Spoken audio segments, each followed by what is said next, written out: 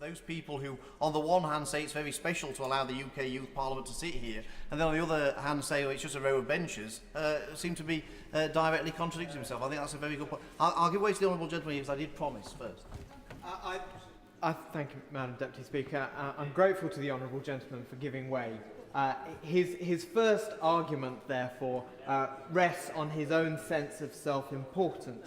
But to address this point of what is so special about the UK Youth Parliament as against the other candidates for use of this chamber that has been mentioned, would he not accept that they, of course, so many of them, are not even entitled to vote in the elections in which we all stood as candidates, and indeed were not eligible to be candidates themselves? Well, the honourable gentleman makes a fair point, and I don't decry his position. He makes a perfectly reasonable point.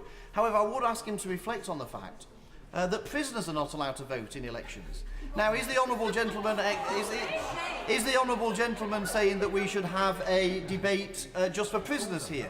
The royal family aren't allowed to vote at elections, so perhaps the honourable gentleman is perhaps the honourable gentleman suggesting that we open up the chamber to the royal family to have a debate in here. The House of Lords aren't allowed to have to vote. Maybe we should open up this chamber to them. But if they get bored of their particular chamber, I mean, the UK Youth Parliament have got bored of their chamber, so we'll allow them in here. Perhaps if the House of Lords get bored of their chamber, perhaps the honourable gentleman suggesting we make room for them on these benches as well. Is he really saying that anybody who doesn't have a right to vote in elections in this country should be eligible to have a debate here? What about all foreign nationals? They're not eligible to vote.